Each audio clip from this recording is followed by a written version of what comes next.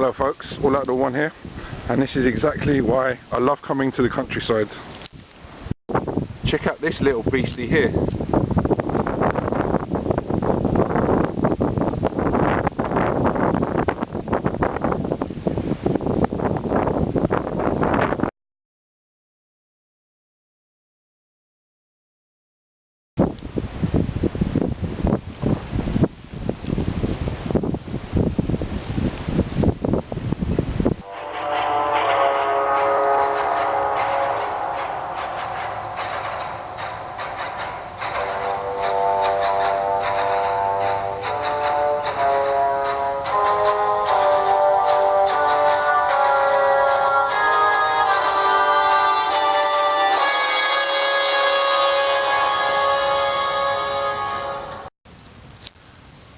Hey folks, All Out the One here.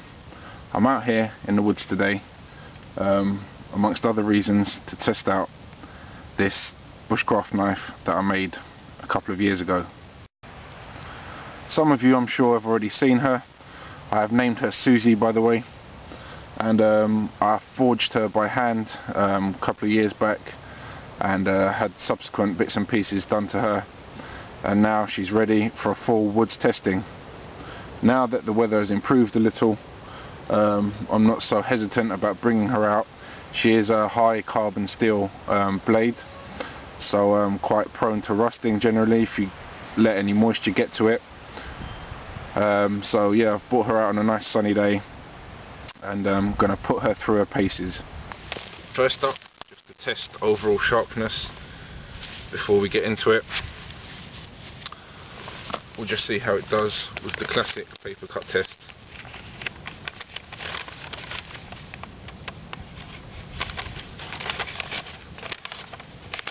Oops. Let's get a nice corner somewhere.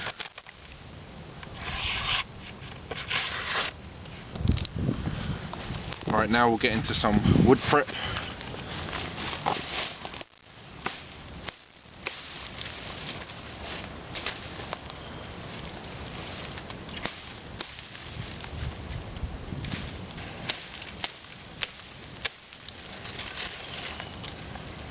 Not a bad chopper.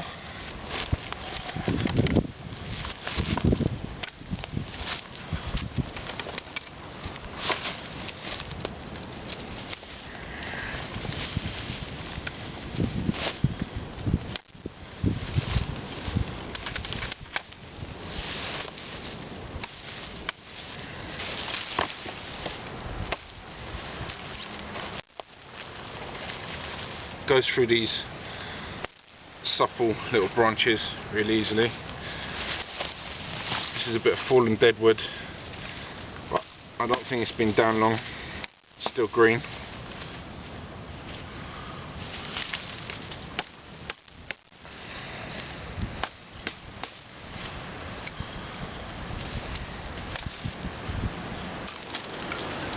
Yeah, but overall I've got to say, performing nicely.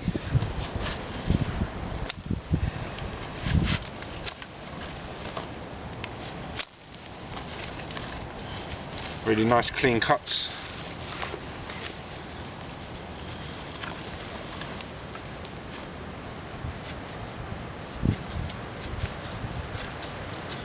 I'll make some feather sticks in a minute.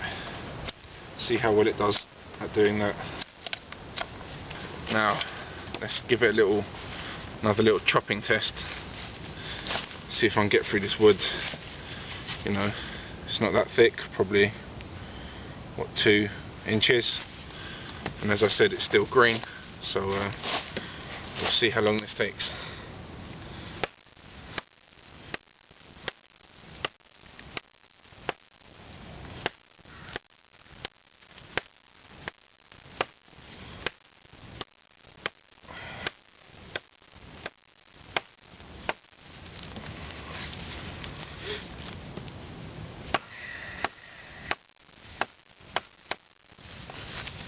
Let's just keep at it on this side.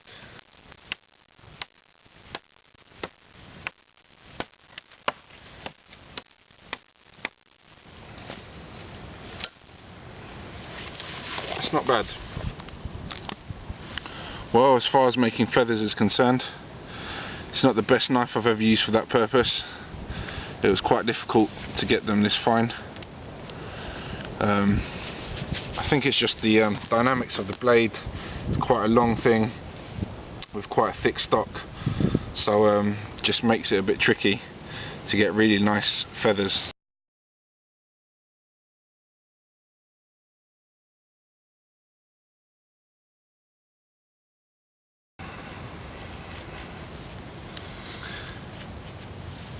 A companion is definitely preferable for this job, I reckon.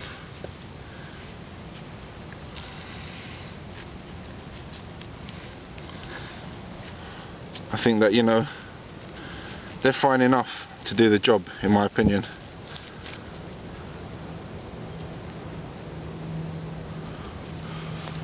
So I'd say that's a check for feather stick capabilities. And now we're going to go for a classic little wood batoning test, and we'll see how good it is.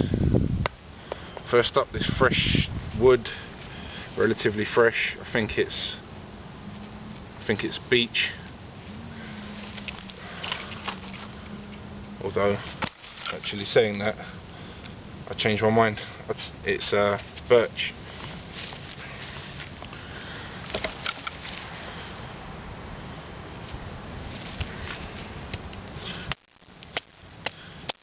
As I expected, smooth as butter. Alright, let's try a bit of a tougher test.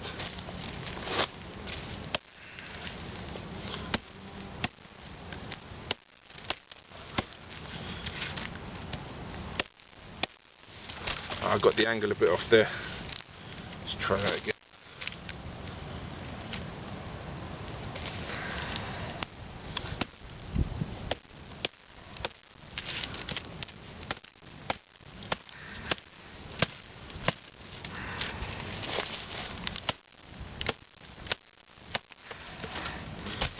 Yep, sliced it through nicely. To be fair, this wood was a little bit rotten in places, so perhaps not the best test. I'll go and find something better to do to test this with. Maybe a nice bit of hardened yew, if I can find it somewhere. That's probably, apart from oak, that's probably the toughest wood out here.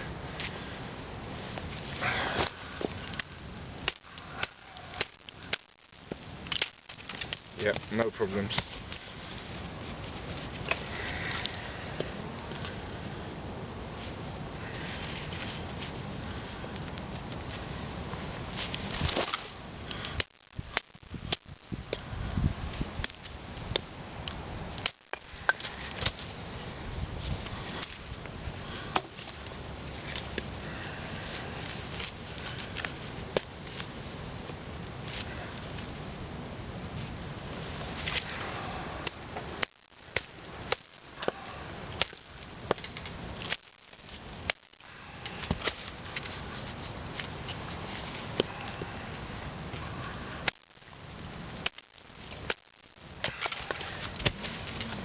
That was a tough piece there. Still very, very clean split.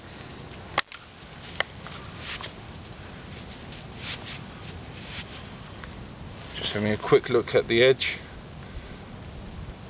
Seems to be holding up really nicely so far. Okay, so here's a nice hard piece of yew, and we'll see if we can get through this sideways.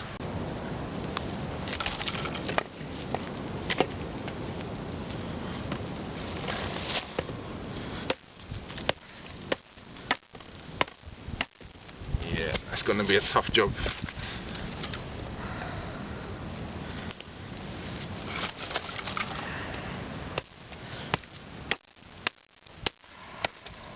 Wow, the wood gave. Okay, I have to find another baton now.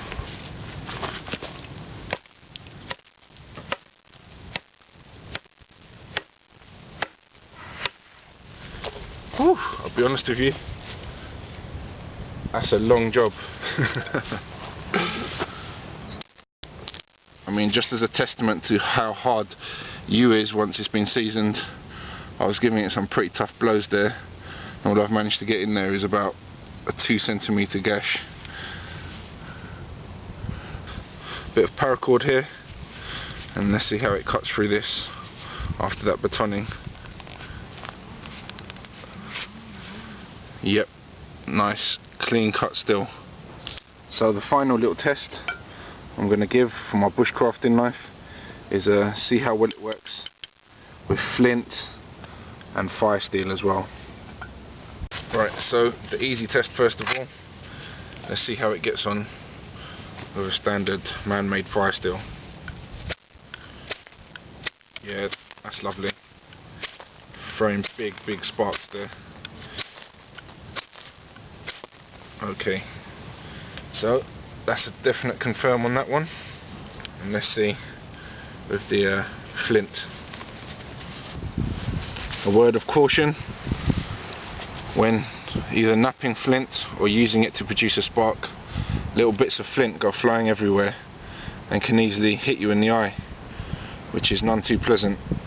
So try and be careful when you're doing this, and keep your kind of eyes away from any potential flying sparks or flint debris. Yep, I can see some sparks appearing there. Definitely. Yep, just had one hit the floor. Okay, so it works in that capacity too.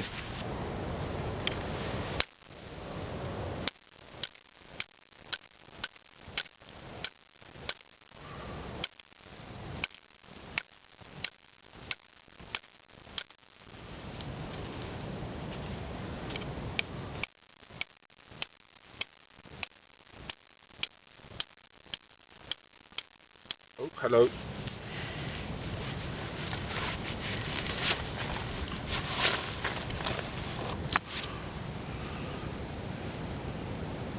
Oh, damn it. Just went out again. Alright, back to the drawing board. Thank God for man-made flint and steel is all I can say. I'm glad we don't have to rely on this technology.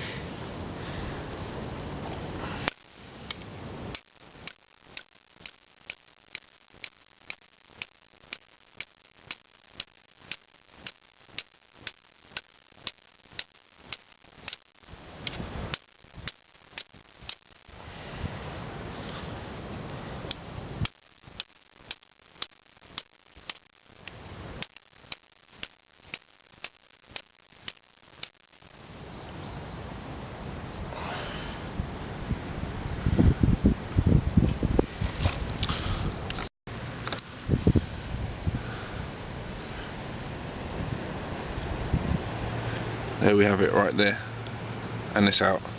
Not the best char cloth if I'm honest, but you know, in an emergency it might do the trick. So what can I say about my Susie? Now that I've put her through a little bit of testing, she's a relatively capable bushcraft knife. Not my ideal choice, I have to say. There are some limitations with it, namely it doesn't have enough weight to be a really good chopper, and also the handle is ultra slick, so it makes usage a bit trickier. You have to be a bit more careful, cautious how you're using it, so you don't cut yourself. As far as edge retention is concerned, I'm very pleased with that aspect of it. Definitely used high quality, high carbon steel there, and holds up an edge real nice. I think my favourite thing about Susie is just her looks. I think she's a sexy kind of looking blade. I've used her in the kitchen before, and she works real nice preparing meat and vegetables. Very good for that purpose, but ultimately I think the looks are what win it for me. Just an oldie worldy kind of looking blade. Really love the look of the I think it's cocobolo wood with brass rivets and brass eyelet there. I really do like the look of that, and yeah, I like the contrast between the nice shiny cutting edge and the kind of pitted, forged surface of the rest of it. I think that's a real nice kind of look to it. Ultimately, however, I think I'll be leaving her in her place. As some of you may have seen, she lives inside my bug out bag and is good as a post-apocalyptic zombie killer, I think. I won't be using her on a day-to-day basis, especially as it's a high carbon steel and I wouldn't want her to be blemished with any rust. But yeah, overall, Susie, I do love you, and yeah, we're going to be partners for a long time. She performs all the bushcrafting tasks really nicely, in my opinion. Let's see, the batoning, yeah, very good for batoning. The extra length of her compared to a normal kind of 4-inch bushcraft knife means that you can get through thicker chunks of wood with ease. So if you're only carrying a knife and no axe, it means you can your choice of woods is a bit wider, size wise. Let's see, feather sticking, yeah, she's pretty good at feather sticking, so that's nice. Cutting cordage, performs well there. Fire steel, sparks, yeah, nicely done. And also flint, using flint to get spark, yeah, also works with that. I did notice, even after the like 10-minute flint napping session that I just undertook, it is a bit worn in places on the back end, but obviously that's because when you're striking a flint, what's actually burning up is actually tiny pieces of steel, so obviously it will wear through the blade eventually, hence why it's preferable not to use the back end of a knife for striking natural flint. She's really good at taking down small saplings as well, and has enough weight in her to take down narrow gauge kind of saplings. And she's definitely really good in the kitchen, as I said. So that's my bushcraft knife review, and hope you all enjoyed that. This is All Outdoor 1 signing out for now. Oh, by the way, yeah, please remember to subscribe and hit the like button if you do so, and obviously much appreciated. So that's All Outdoor 1 signing out for now. You guys take care.